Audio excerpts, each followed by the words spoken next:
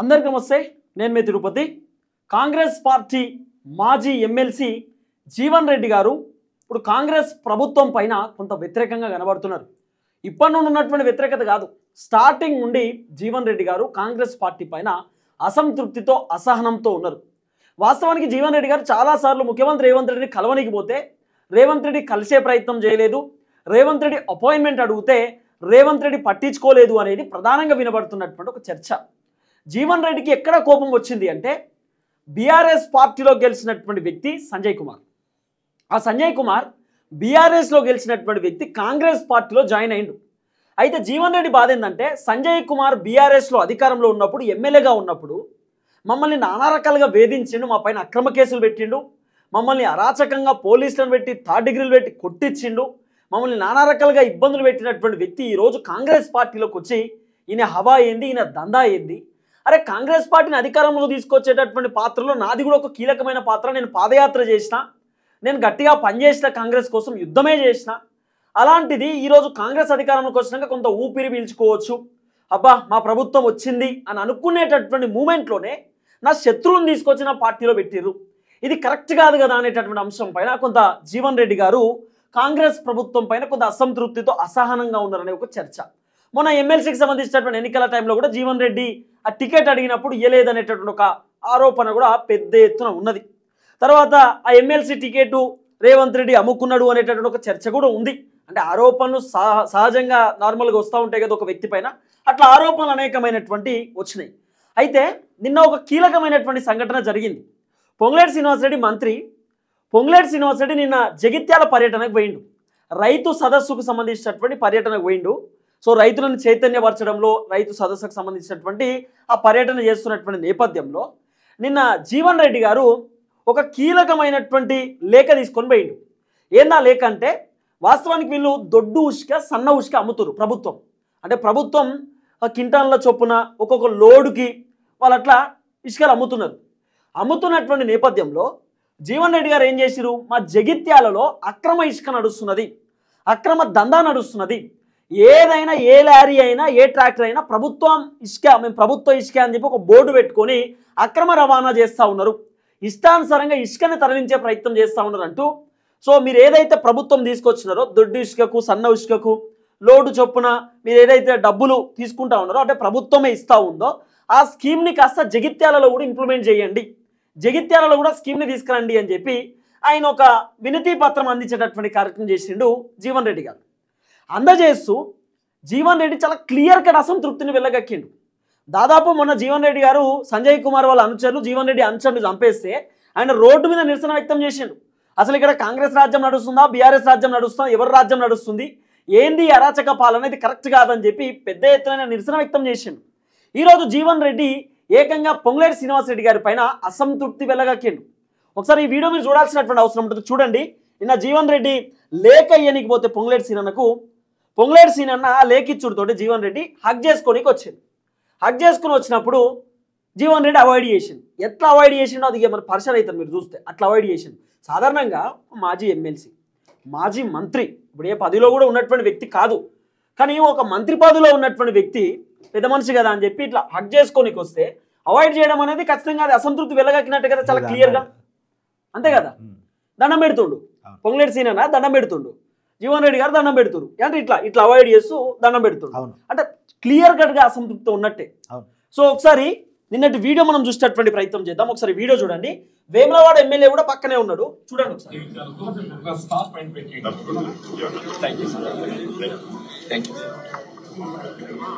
ఇంకా మనం ఏం లేదు కదా బాబు,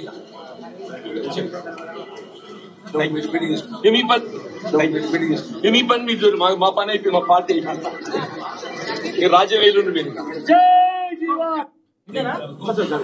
ఇక్కడ చూడండి చాలా క్లియర్ గా హక్ చేసుకోనికి వచ్చినప్పుడు అంటే హత్తుకోనికి వచ్చినప్పుడు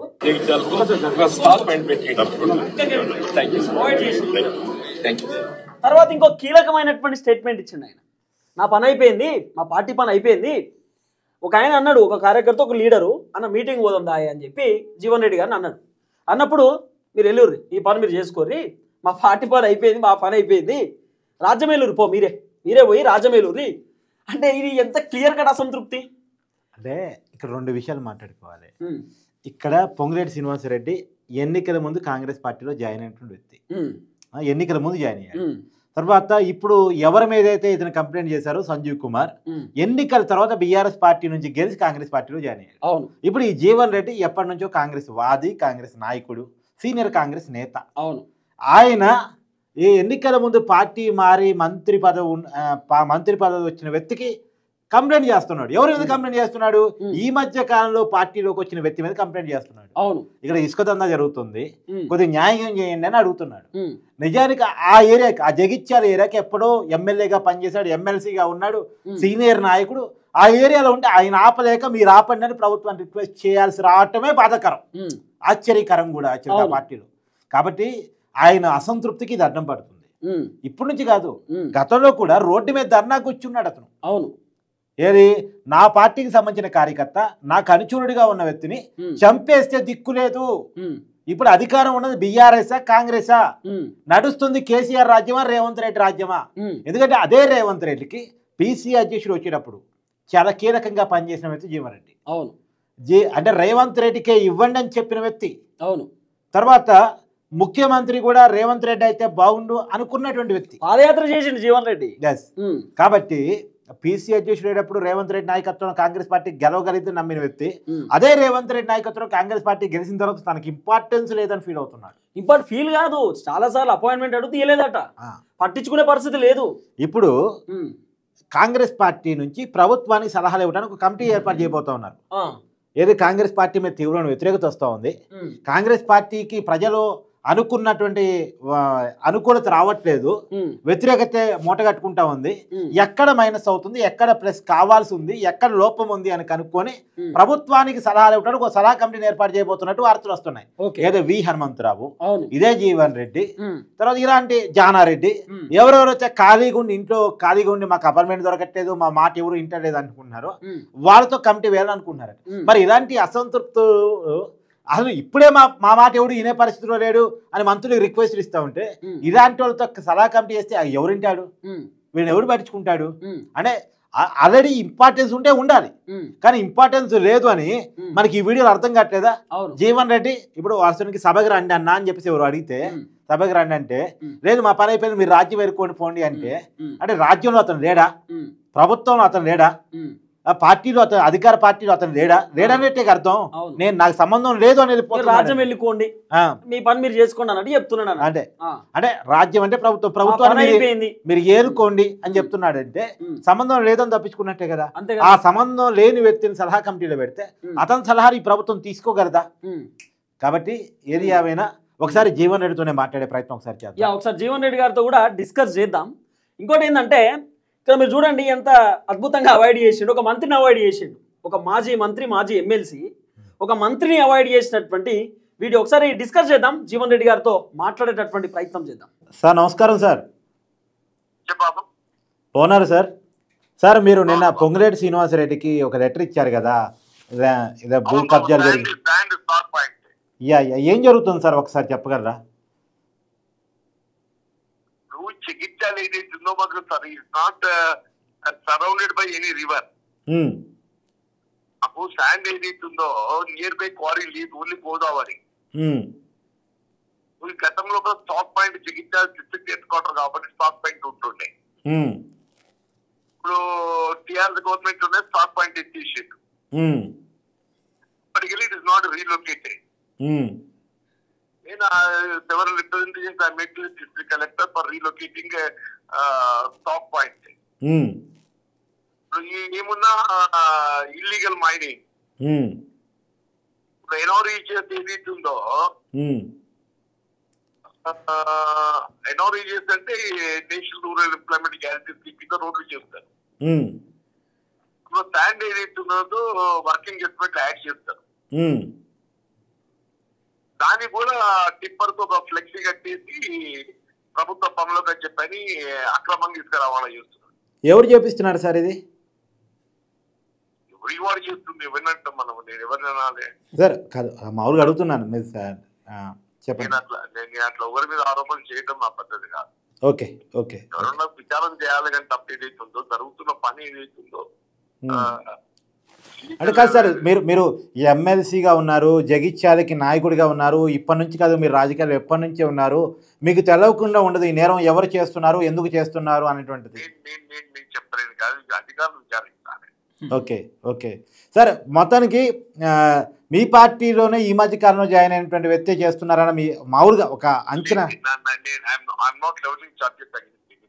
ఓకే ఇప్పుడు కాదు సార్, ఇంకొక మాట కూడా మీరు వీడియో ఒకటి బాగా వైరల్ అవుతుంది. పొంగిరెడ్డి శ్రీనివాసరెడ్డి గారు హక్ చేసుకోవడానికి ప్రయత్నం చేసినప్పుడు అవాయిడ్ చేశారు, ఒక నమస్కారం పెట్టారు, తర్వాత మీరే రాజ్యం ఏదుకోండి అన్నారు.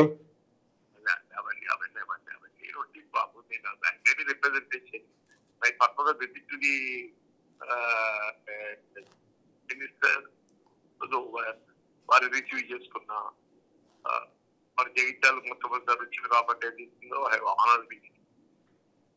కాదు, మీరే రాజ్యాలేరండి అనే పదం మీరు వాడారు కదా, దాని మొదటిగా వచ్చింది కాబట్టి ఏది ఇస్తున్నదో వారి గౌరవం చేసినాం. కార్యకర్తలందరూ ఉత్సాహంగా ఏది ఇస్తున్నదో వారిని ర్యాలీతో రిసీవ్ చేసుకున్నారు, ఓకే ఇచ్చిండ్రు, కండువాలు కప్పిండ్రు, ఏదైతుందో దాని గురించి రిప్రజెంట్ చేసినాం. My purpose of visit to the instruments over. Right Babu. Sir, party నడుస్తున్న తీరు మీద మీకు ఏమైనా అసంతృప్తి ఉందా?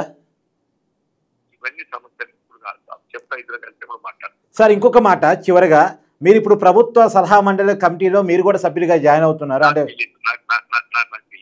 మీకు తెలియదు. Yeah sir, okay okay sir, thank you.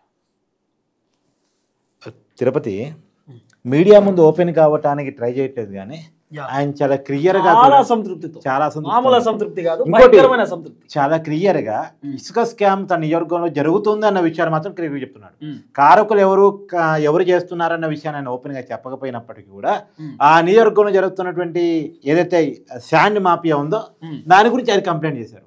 నిజానికి ఆ నియోజకవర్గానికి ఒక ఎమ్మెల్యేగా పనిచేసి ఎమ్మెల్సీగా ఉన్నటువంటి ఆ వ్యక్తే అక్కడ జరుగుతున్నటువంటి తీరు మీద అసంతృప్తి ఎలగలుగుతున్నారంటే ఏ పరిస్థితుల్లో ఉండుంటది? అది ఆయన అడ్డుకోలేని పరిస్థితుల్లో ఉంటేనే కదా మంత్రి దాకా కంప్లైంట్ తీసుకెళ్ళేది. బేసిక్ గా ఆయన స్టార్టింగ్ నుండి కాంగ్రెస్ పైన తీవ్ర అసంతృప్తితో ఉన్నాడు. అసలు మమ్మల్ని పడనటువంటి వ్యక్తి, అసలు ఆయనకు సంబంధం లేనటువంటి వ్యక్తిని తీసుకొచ్చి దీంట్లో పట్టుకొచ్చారు, కాంగ్రెస్ లో తెచ్చారు.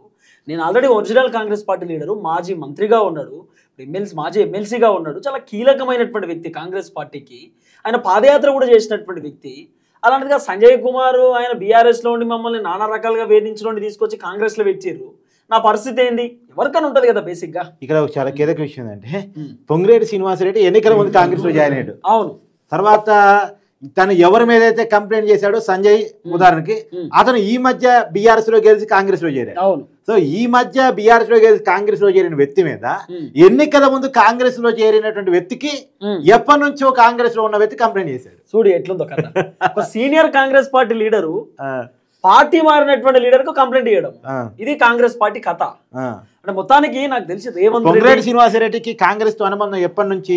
నిజానికి ఈయన రాజకీయ ప్రస్థానం వైసీపీ నుంచి స్టార్ట్ అయింది. వైసీపీ నుంచి బీఆర్ఎస్, అప్పటి టీఆర్ఎస్ నుంచి ఎన్నికల ముందు కాంగ్రెస్ ఇప్పుడు మంత్రిగా ఉన్నారు. ఆయన మంత్రిగా ఉన్నటువంటి వ్యక్తికి నేను ఎప్పటి నుంచో కాంగ్రెస్ లో ఉన్నాను, గతంలో నేను ఎమ్మెల్యేగా చేసి ఉన్నాను, ఎమ్మెల్సీగా ఉన్నాను, కానీ నా నియోజకవర్గంలో జరుగుతున్నటువంటి ల్యాండ్ మాఫియా నేను అడ్డుకోలేకపోతున్నాను, మంత్రిగా ఉన్నారు కాబట్టి మీకు కంప్లైంట్ చేస్తున్నాను, దాన్ని అడ్డుకోండి అని చెప్పేసి రిక్వెస్ట్ చేస్తా ఉన్నాడు. ఇది ఒక ఆశ్చర్యకరమైన విషయం. నిజమే కదా. సో ఏది ఏమైనా జీవన్ రెడ్డి గారు చాలా అసంతృప్తితో ఉన్నారు. మామూలు అసంతృప్తి కాదు, భయంకరమైన అసంతృప్తితో కనబడుతున్నాడు స్టార్టింగ్ నుండి. సో చూడాలి మరి రేవంత్ రెడ్డి గారి రియాక్షన్ ఎట్లుంటుంది. మరి రేవంత్ అని ఏమైనా రియాక్ట్ అవుతాడా ఈ అంశం పైన, కూసబెట్టి మాట్లాడించేటటువంటి అవకాశం ఉంటుందా, ఎట్లుంటుంది అనేది చూడాల్సినటువంటి అవసరం ఉంటుంది. చూద్దాం.